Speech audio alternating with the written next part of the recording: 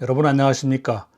서양 속담에 지옥으로 가는 길은 선의로 포장되어 있다라는 말이 있습니다. 명분과 의도가 아무리 좋아 보여도 현실을 무시한 이념적 정책은 결국 국민에게 참혹한 비극을 안겨준다, 이런 뜻입니다. 저는 많은 농지는 아닙니다만은 조그만 농토를 해서 농사도 같이 하고 있습니다. 최근 우리 농촌이 아주 큰 충격에 빠져 있습니다. 제 잘 알고 있는 지인께서는 며칠 전 수입 농산물로 인해 똥값이 된 농산물을 산지 가격으로 처분하고 청와대 앞에 쌓아놓고 왔다고 하셨습니다. 산지 가격이 얼마인지 아십니까? 가지 한 개에 140원입니다. 그리고 오이와 토마토가 180원, 그리고 양배추 한 단이 500원입니다. 이 정도면은 값이라고 볼 수가 없겠죠. 이것은 가벼운 에피소드에 여러분 불과합니다. 정부가 전국 농지의 70%를 전수조사했더니 전체 27.6%가 불법 소유로 의심된다, 그런 농지로 나타냈다면서 전면적인 강제 매각을 압박하고 나섰습니다. 즉 농사짓는 사람이 땅을 소유해야 한다는 경자유전의 원칙, 들으면 참으로 정당하고 선한 말처럼 들립니다. 하지만 역사를 돌이켜보면 토지를 국가가 통제하려 했던 시도는 예의 없이 경제를 파탄내고 국민을 가난한 사회로 몰아넣었습니다. 오늘날 북한과 중국의 토지 잔혹사에 대해서 조금 한번 알아볼까요? 그리고 또 이승만 대통령의 이 농지 개혁에 대해서도 좀 알아보도록 하겠습니다. 그리고 추미애 경기도지사의 토지 공개념 발언, 이런 것도 한번 어떻게 해야 될 것인지, 이재명 정부는 또 농지 정책에 입체적으로 어떻게 할 것인지, 이런 걸 비교하면서 한번 모색해 보도록 하겠습니다. 첫째로 북한과 중국의 사례를 한번 볼까요?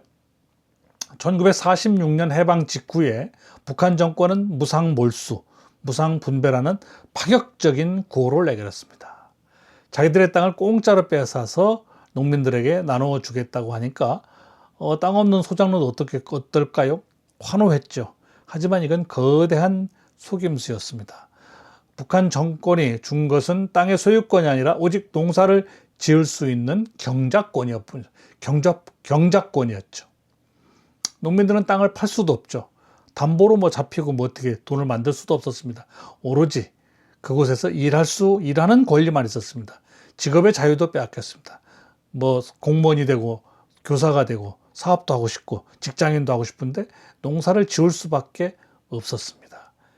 6.25 때 이것에 대해서 불만을 가진 분들 약 70여만 명이 이것은 아니지 하면서 남한으로 내려왔습니다.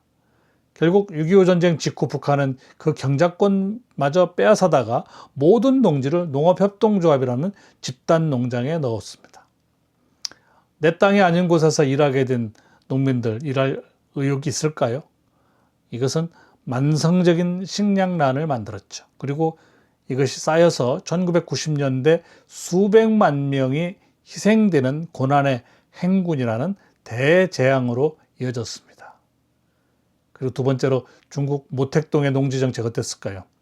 이것은 역사상 가장 참혹한 인재를 남겼습니다. 1950년대 후반에 모택동은 급진적인 공산화 정책으로 대약진 운동을 강행했습니다. 농민들의 사유지를 다 뺏어다가 인민공사라는 대규모 집단 농장에 넣어주고 철강 생산을 늘린다면서 농기구까지 다 녹여버렸습니다. 함께 일하고 함께 먹자, 이념적 공유와 결과 참담했습니다. 일할 이유가 사라졌습니다. 그러니까 생산량이 어떨까요? 급감을 감소를 했죠. 지방 관료놈들은 어떻게 했을까요? 성과를 부풀려가지고 허위 보고하는 게 일상이 돼버렸습니다. 그 결과 3년 만에 무려 3천만 명 이상이 기아로 굶어 죽는, 목숨을 잃는 역사상 유례 없는 세계 최악의 대기근이 발생했습니다. 중국은 이후에 덩샤오평 시대에 들어서야 농민들에게 농지 사용권을 장기 임대해주는 실용주의로 선회를 했습니다. 하지만 농지 국유화라는 원칙은 버리지 않았습니다. 바로 이 토지 국유화의 신분 통제 제도인 호구제가 결합해서 만들어낸 현대 중국의 비극이 바로 농민공 문제입니다. 이 농민공 문제를 우리는 그냥 호구 하는데 바로 여기서 나온 것이 호구라는 뜻입니다.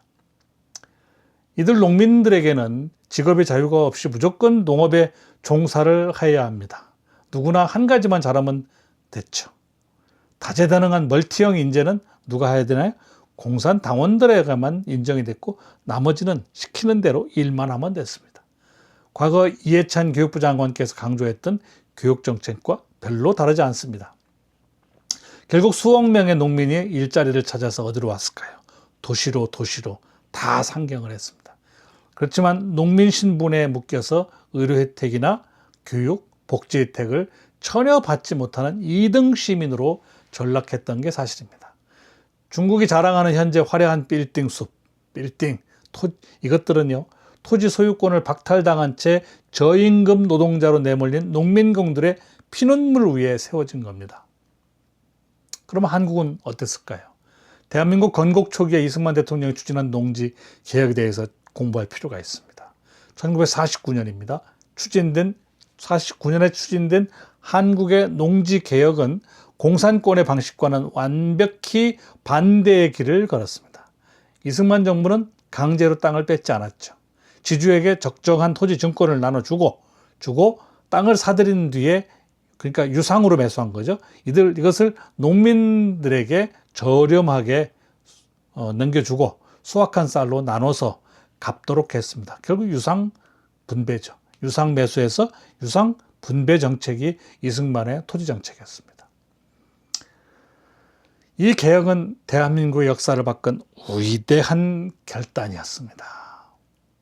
왜냐면요, 평생 남의 땅을 붙이던 소작농들이 진짜 자기 땅을 가진 자영농이 되었습니다. 이들은 6.25 전쟁이 터지자요, 내 땅과 내 나라를 지키기 위해서 공산 세력에 맞서 목숨 걸고 싸웠던 겁니다. 내 것이 지킬 것이 있으니까 목숨을 걸 수밖에 없죠. 그리고 지주들이 받은 토지 자본은 어디로 갔을까요? 돈이 생겼지 않습니까? 이 돈은 공장을 만들고 기업을 만들고 이렇게 해서 공장과 기업으로 흘러들어서 대한민국의 산업화의 밑거름이 되었습니다. 우리 이승만 대통령의 농지개혁은 철저히 자유민주주의에 입각한 사유재산권을 인정하고 시장 원리를 바탕으로 추진되었기 때문에 오늘날 대한민국이 자유민주주의와 시장경제 번영의 튼튼한 토대가 되었습니다. 그렇다면 과거에 우리 정치권에서 나온 토지관리 주장들이 또 있습니다. 추미애 경기도지사는 과거 더불어민주당 대표 시절에 19세기 미국 경제학자, 19세기입니다. 경제학자 헨리 조지의 사상을 언급하면서 토지 공개념을 대폭 강화해야 된다고 주장을 했죠. 특히 상가 아파트 땅은 국가가 보유하고 건물만 개인에게 분양하는 중국식 토지 소유제가 이상적일 수 있다는 취지의 발언으로 큰 논란을 일으킨 바 있습니다. 부동산 투기를 막겠다는 명분 인정합니다. 그렇지만 그 밑바탕에는 토지는 국가의 것이고 개인이 소유해서는 안 된다는 중국식 토지 국유화 사상이 깊게 깔려 있다라고 보여집니다. 개인의 사유재산권은 제한하고 국가가 이 모든 토지를 통제하겠다는 이 이념적 발상, 이 접근이 오늘날 정책의 저변에도 영향을 미치고 있다고 저는 생각을 합니다. 2026년 오늘 대한민국 농촌의 현주소는 어떠합니까? 최근 농림축산식품부는 2달간 전국 농지 70%를 전수조사했다고 밝혔습니다. 그리고 전체 27.6%에 달하는 농지를 불법 소유 의심 농지로 분류를 했습니다. 농사를 짓지 않는 부재지주의 땅을 엄단하고 강제로 경매에 넘기겠다는 방침입니다. 경제 유전의 명분 그럴듯합니다. 즉 농사 짓는 사람만이 농지를 가져야 한다. 하지만 지금 우리 농촌의 현실은 현실을 예면한 대표적인 탁상 행정입니다. 현재 대한민국 농촌은요, 70, 80대 어르신들이 대부분입니다. 초고령화 사회입니다. 평생 농사를 짓다가 몸이 아파서 스스로 농사를 지을 수가 없습니다. 그래서 옆집 이웃한테 약간의 쌀을 받고 땅을 맡긴 선량한 어른들이 수두룩하십니다. 그렇다고 자녀들이 와서 농사 지을 수도 없습니다. 적은 평수야 주말 농장으로 가능하겠지만 그렇지는 않거든요. 그런데 이 정부는 이 어르신들마저 불법 농지 소유자로 몰아서 강제 매각을 압박하고 있습니다. 더 큰 문제는 말입니다. 사줄 사람이 없다는 겁니다. 농촌에 사줄 사람이 없습니다. 도시 사람들이 뭐 농지 취득이 엄격히 막아버리니까 거래는 뭐 다 끝나버렸죠. 농지 가격은 폭락하고 있죠. 농지를 담보로 대출을 해준 지역의 농협하고 축협 어떻습니까? 경매가 뭐 5번, 6번 지나가도 유찰됩니다. 그러니까 거기도 심각한 금융 부실에 빠지게 됐죠. 평생 땅을 일궈온 농민들의 전 재산이 허공으로 날아가고 있습니다. 빈대 잡으려다가 초가 삼간 다 태운다는 우리 속담 그대로의 현상이 현재 벌어지고 있는 것입니다. 여러분, 현실과 경험을 무시한 이념적 원칙주의가 사회를 가장 참혹한 혼란으로 몰아넣는다는 정치학 격언이 있습니다. 북한과 중국 모택동의 실패는 사유자산을 부정하고 국가 통제를 강요했기 때문이었습니다. 반면에 이승만 대통령의 성공은 어땠을까요? 개인의 소유권을 확립하고 지켜주고 시장의 자율성을 살렸기 때문에 살아났습니다. 농사를 짓는 사람이 땅을 소유한다는 경제 유전의 원칙도 인구 감소와 초고령화로 실험하는 2026년의 농촌 현실에 맞게 유연하게 지혜롭게 운용되어야 하는 것이 정부 관리자들이 해야 할 몫입니다. 악의적인 투기 세력은 물론 엄단돼야죠. 그렇지만 평생 토지를 지켜온 농민들의 재산권, 생존권은 두텁게 보호받아야 합니다. 농민을 제일 만드는 교조적인 행정을 당장 멈춰야 합니다. 농촌 경제의 자율성과 거래를 살려주는 따뜻한 정책으로 전환해야 합니다.